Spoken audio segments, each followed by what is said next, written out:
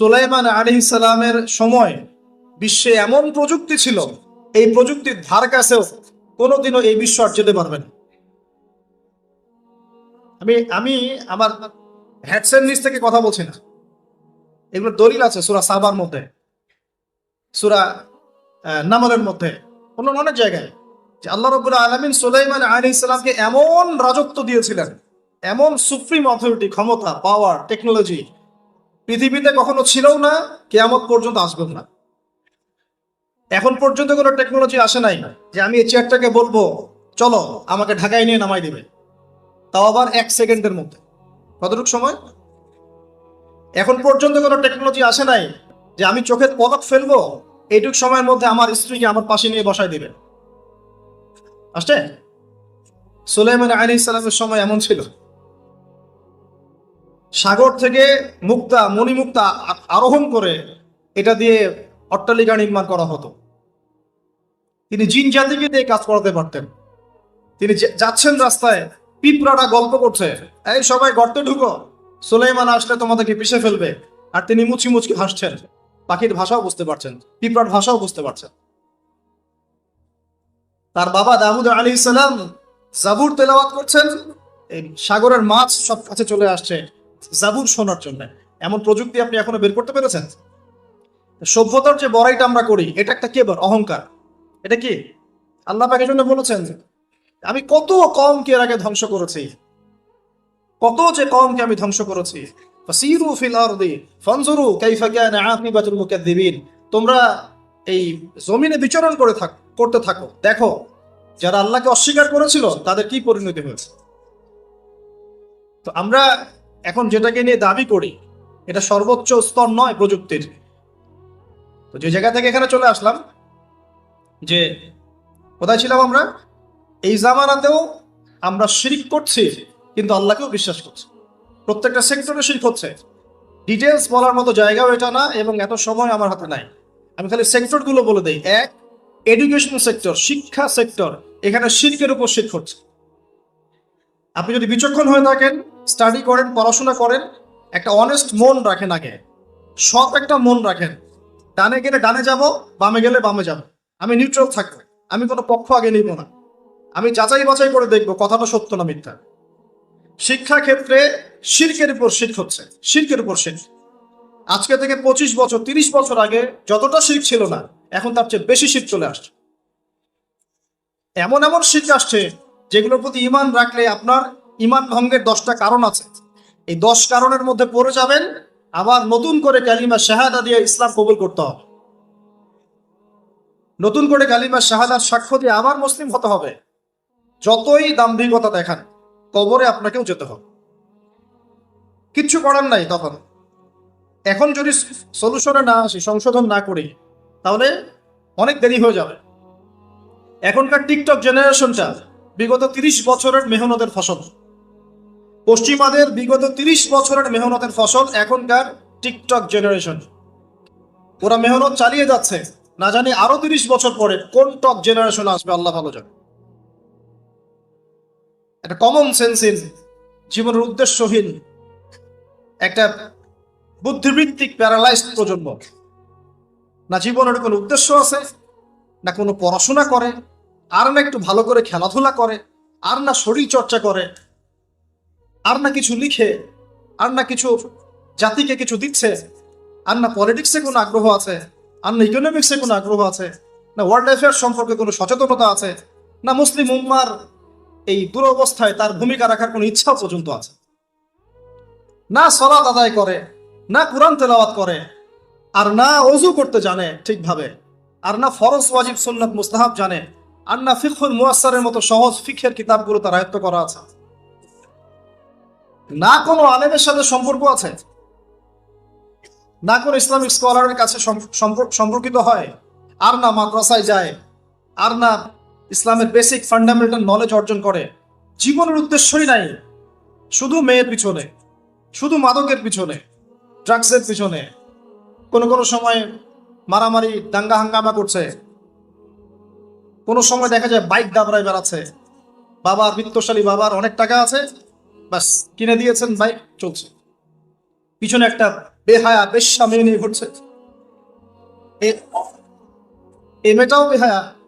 শব্দটা ইউজ করতে চাইনি আমি আমি আমি এখানে জানি অনেক মা বোন আছেন, শব্দটা আমি ইউজ করতে চাই নাই, কিন্তু আমার ভিতরে এমন ক্ষোভ এদেরকে দেখলে হয় যে মুখ থেকে বের হয়ে গেল। একটা মেয়েকে আল্লাহ পাক সৃষ্টি করেছেন কি জন্যে? যাতে সে ইসমাইল আলাইহিস সালামের মতো সন্তান জন্ম দিতে পারে। এই বাইকের পিছনে ঘোরা মেয়েটা কি আপনাকে এরকম সন্তান দিতে পারবে? আপনি তো বোকা। আপনি মনে করছেন যে অল্প সময়ের জন্য আমি তাকে নিয়ে একটু মজা করি, তখন দেখা যাবে আপনারও জীবনে এমন কোনো মেয়ে আল্লাহ পাক দিয়েছেন যে ওই রকম অন্য কারোর সাথে বাইকে ঘুরে আসছেন, তখন কিছু করার থাকবে না, কিচ্ছু করার থাকবে না। আমার টপিক আজকে এইটা না। এই প্রজন্মটাকে গড়েছে পশ্চিমারা বিগত 30 বছরে।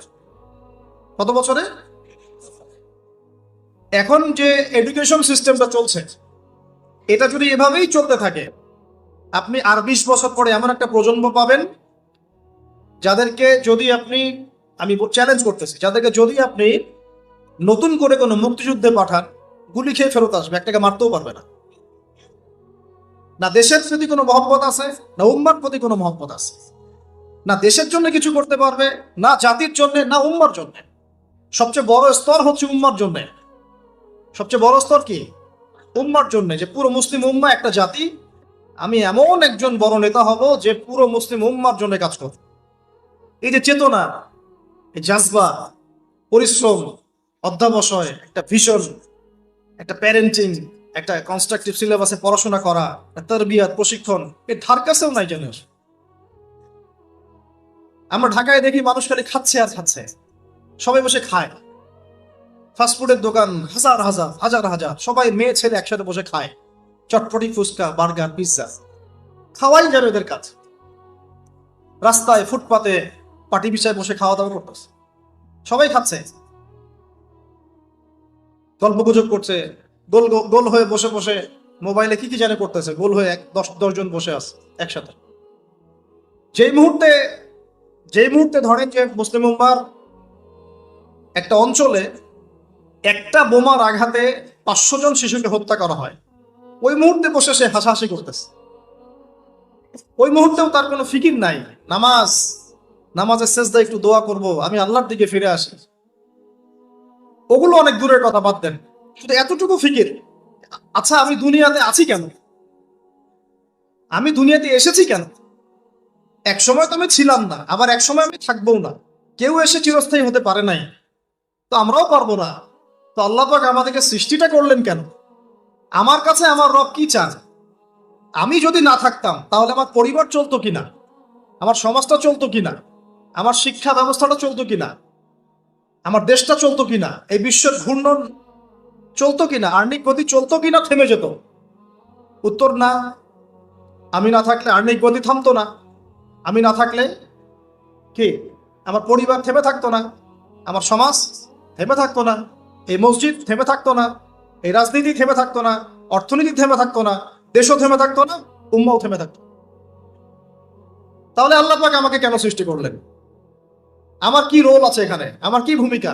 এই এতটুকু চিন্তা করার মতো আমাদের জেনারেশন আমরা পাচ্ছি না। আপনারা ফোন বের করে ছবি তুলতেছেন, হবেন এগুলো, আমাকে দিয়ে কি করবেন? আমাদের তো কিচ্ছু করার নাই এই কথাগুলো বলা ছাড়া, এই কথাগুলো বলা বা সচেতনতা তৈরি করা ছাড়া আমাদের হাতে কিছুই করার নাই। Not at all. আপনাদের মধ্য থেকে জেনারেশন তৈরি করতে হবে, আপনাদের মধ্য থেকে আলেম, আপনাদের মধ্য থেকে কারি, হাফেজ, দাঈল আল্লাহ এবং উম্মার নেতৃত্ব প্রদানকারী জেনারেশন তৈরি করতে হবে। এইসব চেয়ারে বসে কয়জন? সারা বাংলাদেশে হয়তো 50 জন, 100 জন। এই 100টা মানুষ ইউনাইটেড না, তারাও বিক্ষিপ্ত। 16 কোটি মুসলিমের দেশ বলছেন, 16,000 দলে বিভক্ত। এর মধ্যে সবচেয়ে বিশুদ্ধ যেটাকে আমরা মনে করি, সেখানেও দেখবেন যে আরো 10টা 20টা দল হয়ে বসে আছে।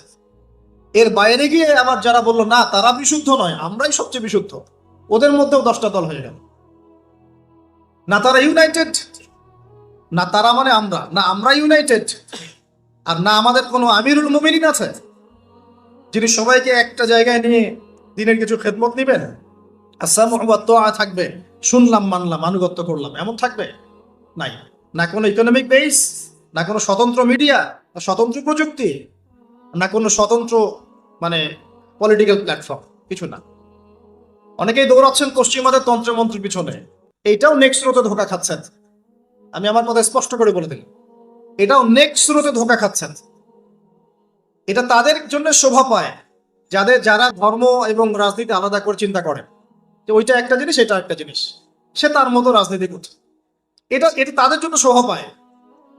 যাদের কাছে কোরআন আছে, যাদের কাছে হাদিস আছে, নবীর সুন্নাহ আছে, তারা যখন এই ড্রেনের মধ্যে নেমেছে, তখন ইসলামের খেদমতের জায়গায় ক্ষতিও বেশি হয়ে যাচ্ছে।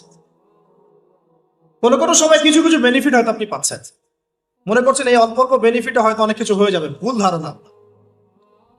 একটাই উপায়, একটাই মানহাজ, একটাই পথ পদ্ধতি, নবী সাল্লাল্লাহু আলাইহি ওয়াসাল্লামের সিরাত। নবী সাল্লাল্লাহু আলাইহি ওয়াসাল্লামের সিরাত, তার জীবনী। এই জীবনী আমাদেরকে শেখাবে কিভাবে ইসলাম শূন্য থেকে একদম আসমানে উঠেছে, কিভাবে ইসলাম একদম শিকড় থেকে শেকড়ে গিয়েছে, শেখাবে সিরাত, নবী সাল্লাল্লাহু আলাইহি ওয়াসাল্লামের জীবনী। ইয়াং জেনারেশনকে জিজ্ঞাসা করেন কতজন পড়েছে সিরাত। ওইখান থেকেই আপনাকে কথা বলছিলাম, ওই যুগটাকে কেন জাহিলি যুগ বলেন, এত কেন টিটকারি করি, এত কেন তাকে ধিক্কার দেই? কারণ ওই যুগে শিরক ছিল, শিরক একবার। এখনকার বিশ্বে শিরক একবার দিয়ে ভর্তি। কোন কোন সেক্টরে বলছিলাম, এডুকেশনে আছে শিরক, ইকোনমিক্সও শিরক আছে। এটা বোঝার জন্য অনলাইনের ব্রাদার্স সিস্টার্সরা আপনাকে হেদায়েত দিতে পারবে।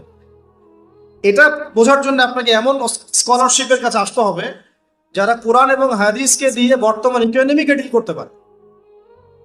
শুধু সেকুলার ইকোনমি আর শুধু ইসলামিক ইকোনমি দিয়েও হবে না, দুটোকে কম্বাইন করতে পারে যারা, এ ধরনের স্কলারশিপের কাছে আসেন, আপনাকে বুঝিয়ে দিবে যে এখানে অর্থনীতির মধ্যে শিরক আছে কোথায়। কেউ কি আপনাদেরকে বোঝাতে সক্ষম হয়েছিল আজকে থেকে 10 বছর আগে যে আপনি যে পেপার মানি ইউজ করছেন এর মধ্যেও রিবা আছে, সুদ আছে? আমরা যে ইলেকট্রনিক মানিগুলো ইউজ করছি এর মধ্যেও রিবা আছে, সুদ আছে। আল্লাহ পাক বলছেন সর্বোচ্চ স্তরটা কি? রিবা। এক, রিবা সমান সমান আল্লাহর সাথে যুদ্ধ করা। দুই, রিবা সমান সমান তার রাসূলের সাথে যুদ্ধ করা। পুরো বিশ্ব এখন আল্লাহ এবং তার রাসূলের সাথে যুদ্ধ করছে, পুরো ওয়ার্ল্ডটাই। এখনকার এই ওয়ার্ল্ড, এখনকার এই যুগ, এই জেনারেশন। আইয়ামে জাহিলিয়াতে সুদটা ছিল শুধু মক্কায়, হয়তো একটু মদিনায়, হয়তো একটু আরবের জাজিরার মধ্যে, এতটুকু জায়গায়। এখন পুরা গ্লোবালাইজেশন হয়েছে এবং সবাই আমরা মাশাআল্লাহ নাউজুবিল্লাহ কোনো না কোনো ভাবে সুদ ভিত্তিক অর্থনীতির সাথে জড়িত আছে।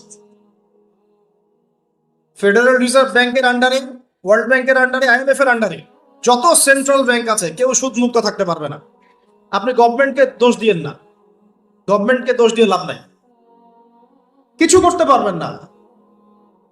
শিরকের গোড়া হচ্ছে এখন ওই পশ্চিমা শক্তিটা, একদম শিরকের গোড়া, তাগুতের গোড়া, যত শয়তানি অন্যায়ের মূল গোড়াই জায়গাটা। এরা এমন ভাবে ইউনাইটেড হয়েছে, ইউনাইটেড নেশনস তো ফর্ম করেছে 1945 এর পর থেকেই, এমন ভাবে ইউনাইটেড হয়েছে, এদের স্বার্থটাই হচ্ছে পশ্চিমাদের জয় জয়কার যেন হয়, মুসলমানদের মেসাকার যেন হয়। এটাই তাদের ভিশন ছিল।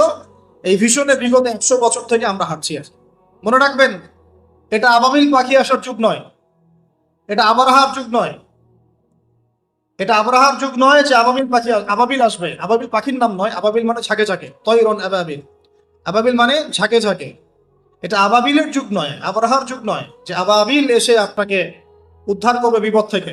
এটা মূসার যুগ নয় আলাইহিস সালাম, যে আকাশ থেকে মান্নার সালোয়া পড়বে, রিজিকের জন্য আপনাকেই বের হতে হবে, আল্লাহর উপর তাওয়াক্কুল করতে হবে। এটা কোন যুগ? আল্লাহ বলছেন এটা এই যুগ। ইন তানসুরুল্লাহ ইয়ানসুর, তোমরা যদি আল্লাহকে সাহায্য করো তবেই আল্লাহ তোমাদেরকে সাহায্য করবেন। একদম স্পষ্ট শুনে রাখেন, এখন আসমান থেকে ফেরেশতা নামবে না, এখন আমাদের জন্য এখন নামবে না। তোমরা যদি আল্লাহর দ্বীনকে সাহায্য করো তবেই আল্লাহ তোমাদেরকে সাহায্য করবেন। ওয়া ইউসাব্বিত আকদামাকুম, তোমাদের পা আল্লাহ পাক শক্তিশালী করবেন, দৃঢ় রাখবেন। এটা এই যুগ। এটা কোন যুগ? আল্লাহ বলছেন ইন্নাল্লাহা লা ইউগাইয়িরু মা বিকওমিন, আল্লাহ পাক কোন কওমের অবস্থা ততক্ষণ পরিবর্তন করেন না, হাত্তা ইউগাইয়িরু মা বিআনফুসিহিম, যতক্ষণ না তারা নিজেরাই নিজেদের অবস্থা পরিবর্তনের চেষ্টা করে। এটা এই যুগ। এখন আপনার জন্য আবাবিল আসবে না। এটা কোন যুগ? আল্লাহ বলছেন ওয়াইন তাতাওয়াল্লাউ, যদি তোমরা চেষ্টা না করো, মুখ ফিরায় চলে যাও, ইয়াস্তাবদিল কওমান গায়রাকুম, আল্লাহ তোমাদের সবাইকে সরিয়ে দিবেন, দিয়ে নতুন একটা কওম নিয়ে আসবেন। সুম্মা লা ইয়াকুনু আমসালাকুম, তারা তোমাদের মতো অপদার্থ হবেন। আমাদেরকে সরাতে আল্লাহ পাকের কি দরকার হয়? একটা ভাইরাস, একটা মহামারী, একটা ভূমিকম্প, আজকে একটু নড়া দিয়েছে না, এগুলো কিচ্ছু না, এগুলো ওয়ার্নিং আসতেছে। কারণ মহামারীর পরে সানাওয়াতু জালাজিল আসবে, হাদিসে আসছে। ভূমিকম্প শুধু না, ভূমিকম্পের বছরগুলো আসছে সামনে। সানাওয়াতু সানা মানে একটা বছর, সানাওয়াত মানে অনেকগুলো বছর, জালজালা মানে ভূমিকম্প, জালাজিল ভূমিকম্পের বহু বছর, সানাওয়াতু জালাজিল মানে ভূমিকম্পের বছরগুলো তোমাদের সামনে আসছে। কে বলেছেন এটা? নবী সাল্লাল্লাহু আলাইহি ওয়াসাল্লাম। এখন পর্যন্ত কি বিশ্ব দেখেছে যে কয়েক বছর ধরে ভূমিকম্প হচ্ছে? ইতিহাস পড়ে দেখেন তো কখনো এসেছিল? তার মানে সামনে আসবে। কেন আসবে না? কোন কোন পাপের কারণে আসে? জিনা, ঘরে ঘরে জিনা, ঘরে ঘরে জিনা। ঘরে ঘরে বলতে প্রত্যেকটা ঘর বুঝাই নাই, অবশ্যই অনেক ঘর পবিত্র ভালো আছে, অনেক জায়গায় বেশিরভাগই জিনার মধ্যে ঢুকে আছে। নাউজুবিল্লাহ, হেফাজত করুন। মাদক, অশ্লীলতা, আর কি কারণে আসে? বেপরদামি, বেহায়াপনা, মিউজিক্যাল ইনস্ট্রুমেন্ট, এই তো কারণগুলো তো এইগুলাই। মাপে কম দেওয়া। পৃথিবীতে সর্বপ্রথম যে কমটাকে ভূমিকম্প দিয়ে ধসিয়ে দেওয়া হয়েছে সেটা হলো কওমে মাদিয়ান। কোন কম? কওমে মাদিয়ান, শুআয়ব আলাইহিস সালামের কম। কি পাপের কারণে ভূমিকম্প দিয়ে ধসিয়ে দেওয়া হলো? তারা মাপে কম দিত। তারা মাপে কম দিত এবং মানুষের সম্পদ আত্মসাৎ করত। মানুষের সম্পদ আত্মসাৎ করত। এই দুইটা পাপই এখন করা হচ্ছে। প্রচুর ব্যবসায়ী মাপে কম দেন, মানুষের সম্পদ আত্মসাৎ করেন। আল্লাহ পাক আমাদেরকে হেফাজত করুন, আমিন। এই জায়গায় ছিলাম, অনেক ভিতরে চলে যাব না, মৌলিক জায়গাটায় আসেন। যে এখন মনে করবেন না যে বিশ্বের মধ্যে শিরক নাই, প্রতিটা সেক্টরেই শিরক আছে। আর তারা এই পুরো বিশ্ব ব্যবস্থাটাকে নিয়ন্ত্রণ করছে কি কারণে? যাতে করে তারা মুসলমানদের উপর তাদের নির্যাতনের স্টিম রোলার চালাতে পারে এবং তাদের মানে বিশ্ব পরিচালনার এই সুপ্রিম অথরিটি তাদের হাতে নিতে পারে, আর কিচ্ছু না। প্রত্যেকটা বিষয় নিয়ন্ত্রিত হচ্ছে আকসা কেন্দ্রিক, জেরুজালেম কেন্দ্রিক, জায়নিজম কেন্দ্রিক এবং পশ্চিমারা। আমরা কোনো না কোনো ভাবে এই প্যাচে পড়ে গেছি। বলছিলাম যে এডুকেশনে আপনি শিল্প পাবেন, ইকোনমিতেও পাবেন। পলিটিক্স নিয়ে আমি বলতে চাচ্ছি না কথা, এটা খুব ভালো করেই আমরা জানি যে আমরা কোন পথে হাঁটছি। এগুলো আল্লাহ রাব্বুল আলামিনের খেলাফতের দায়িত্ব নয়। যা চলছে ওয়ার্ল্ডে, এগুলো আল্লাহ রাব্বুল আলামিনের খেলাফতের দায়িত্ব নয়। যেহেতু প্রসঙ্গটা এসে গেছে, নসিহত স্বরূপ, শুধু নসিহত, এর বেশি কিচ্ছু করার নাই আমাদের। নসিহতটা না করলে কি হবে? আপনি আল্লাহর সামনে কালকে আমাদের দাঁড়ায় বলবেন যে আদনান ভাই আমার এলাকায় আসছিল, প্রসঙ্গটা উঠেছিল, তিনি আমাকে সতর্ক করেন নাই, আমি দাওয়াত পাই নাই। আর দাওয়াত দেওয়ার সুন্নত আল্লাহ রাব্বুল আলামিন কোরআনের সূরা তাহার মধ্যে বলেছেন। কোন সূরায়? আল্লাহ পাক কি বলেছেন শুনুন। আল্লাহ পাক বলেছেন ইযহাবা ইলা ফিরআউন, তোমরা দুজন মুসা আর হারুন তোমরা ফিরআউনের কাছে যাও। কার কাছে? ইযহাবা ইলা ফিরআউনা ফাইন্নাহু তাগা, সে সীমা লঙ্ঘন করেছে। কিন্তু ওয়াকুলা লাহু কাওলান লাইয়িনা লাআল্লাহু ইয়াতাযাক্কারু আও ইয়াখশা, আল্লাহ বলেন ফিরআউনের কাছে গিয়ে কর্কশ ভাষায় কথা বলো না, আঘাত করে কথা বলো না। ঠিক আছে, আমরা যেটা করি অনলাইনে অফলাইনে, খুব কর্কশ ভাষায় কথা বলি, আঘাত করে কথা বলি, এটাকে সোয়াবের কাজ মনে করি। এগুলো গুনাহ এবং দাওয়াতের মানহাজের সম্পূর্ণ বিপরীত চলে। নিজের ভাইয়ের গোশত খাই বসে বসে। আল্লাহ পাক বলেন ওয়াকুলা লাহু কাওলান লাইয়িনা, ফিরআউনের মতো কাফেরের সামনে দাঁড়িয়েও তুমি নরম ভাষায় কথা বলো, নম্রতা প্রদর্শন করো। কেন? লাআল্লাহু ইয়াতাযাক্কারু আও ইয়াখশা, হতে পারে সে উপদেশ গ্রহণ করবে এবং আমাকে ভয় করবে। কত চমৎকার দাওয়াতের পদ্ধতি ইসলামে দিয়েছে। এখন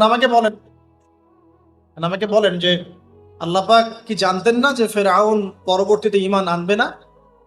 আল্লাহ জানতেন না? জানতেন না। তারপরেও কেন এটা নাযিল করলেন? আমাদের জন্য। আমরা শিখতে পারি। ওই জায়গা থেকে আমি কথা বলছি, দেখুন আপনি কোন শিরকের মধ্যে আছেন, কেন আপনি এই জীবনে গিয়ে ভুল করছেন, কোন জায়গায় ভুল করছেন। ভাই হিসেবে আমি নসিহতটা করে যাচ্ছি, রাগ করবেন, শুনে নেবেন। কোরআনের শুরুতেই দেখবেন আপনি একটা আয়াত আছে, বিসমিল্লাহির রহমানির রহিম, ওয়াইজ কুলনা লিল মালাইকা ওয়াইজ ক্বালা রাব্বুকা লিল মালাইকা ইন্নী জাঈলুন ফিল আরদি খলিফা। হে নবী মুহাম্মদ সাল্লাল্লাহু আলাইহি ওয়াসাল্লাম, স্মরণ করেন ওই সময়ের কথা যখন আমি আল্লাহ ফেরেশতাদেরকে বলেছিলাম যে আমি পৃথিবীতে আমার খলিফা পাঠাতে চাই। কি ওয়ার্ড আল্লাহ ইউজ করেছেন? খলিফা পাঠাতে চাই। তো ফেরেশতারা বলছেন আতাজআলু ফিহা মা ইউফসিদু ফিহা ওয়া ইয়াসফিকু দিমা, আপনি কি এমন কাউকে পাঠাতে চাচ্ছেন যে পৃথিবীতে গিয়ে রক্তপাত ঘটাবে এবং ফাসাদ সৃষ্টি করবে? তাই করছে কিনা মানুষ? বুঝেন নাই? পৃথিবীতে মানুষ ফাসাদ সৃষ্টি করছে কিনা, রক্তপাত ঘটাচ্ছে কিনা?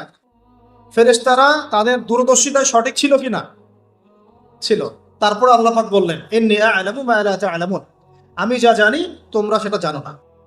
মানে আমার এমন অনেক শুকরগুজার বান্দা থাকবে যারা এই কাতারভুক্ত হবে না। ঠিক আছে, আল্লাহ রাব্বুল আলামিন আদম আলাইহিস সালামকে খলিফা বললেন। এরপরে অনেক গল্প, এটা বলতে অনেক সময় লাগবে। নাম শিক্ষা দিলেন, সমস্ত নাম মানে জ্ঞান, সমস্ত জ্ঞান। ফেরেশতাদেরকে দিয়ে সেজদা করালেন, ইবলিস করলো না। মনে আছে? ইবলিস করলো না, উল্টা চ্যালেঞ্জ করলো। কি চ্যালেঞ্জ করলো? যে আপনি খলাকতানি মিন নার ওয়া খলাকতাহু মিন তিন, আমাকে সৃষ্টি করেছেন আগুন দিয়ে, তাকে মাটি দিয়ে, আমি কেন সেজদা করব? আল্লাহ বলেন মা মানাআকা আল্লা তাসজুদা ইযা আমারতুক, তোমাকে সেজদা করতে কে নিষেধ করলো? তখন সেই যুক্তি দেখালো আল্লাহ রাব্বুল আলামিনের সামনে। আল্লাহ পাক বলেন ফাখরুজ মিনহা ফাইন্নাকা রাজিম, এখান থেকে বের হয়ে যাও, আমার আদেশ অমান্য করে তুমি অভিশপ্ত শয়তান হয়ে গেছে। ফাইন্না আলাইকা লা'নাতা ইলা ইয়াউমিদ্দিন, কিয়ামত পর্যন্ত তোমার উপর লানত। ইবলিস বলছে আনজিরনি ইলা ইয়াউমি ইউবআসুন, আচ্ছা ঠিক আছে, আমাকে বের করে দিচ্ছেন, আমাকে কিয়ামত পর্যন্ত অবকাশ দেন। আল্লাহ বলছেন ফাইন্নাকা মিনাল মুনজারিন, যাও তোমাকে অবকাশপ্রাপ্তদের অন্তর্ভুক্ত করা হবে। এবার ইবলিস চ্যালেঞ্জ করছে ফাবিমা আগওয়াইতানি, হে আল্লাহ আপনি যার জন্য আমাকে বের করে দিলেন, হে আদম সন্তানরা শুনেন কথাটা ভালো করে, প্রত্যেক আদম সন্তান কথাটা ভালো করে শোনেন। ফাবিমা আগওয়াইতানি, হে আল্লাহ আপনি যে আদমের কারণে আমাকে এখান থেকে বের করে দিলেন, লা আকুদান্না লাহুম সিরাতাকাল মুস্তাকিম, আমি সে আদম সন্তানের এই সরল পথে ওত পেতে বসে থাকবো, একদম ওত পেতে বসে থাকবো। থুম্মা লাআতিয়ান্না মিন বাইনি আইদিহিম, আমি আদম সন্তানদের সামন থেকে আসবো, ওয়া মিন খালফিহিম, তার পিছন দিক থেকে আসবো, ওয়া আন আইমানিহিম, তাদের ডান দিক থেকে আসবো, ওয়া আন শামাইলিহিম, তাদের বাম দিক থেকে আসবো, ওয়ালা তাজিদু আকসারাহুম শাকিরিন, আপনি বেশিরভাগ আদম সন্তানকে শুকরগুজার পাবেন না। ইবলিস তার চ্যালেঞ্জে সঠিক না ভুল? এখনকার বিশ্ব এবং পরিবেশের দিকে তাকায় দেখেন, বেশিরভাগ মানুষ আল্লাহর পথে আসে না? নাই। আল্লাহ পাক তাকে বের করে দিলেন। সে আরো একটা চ্যালেঞ্জ করেছিল,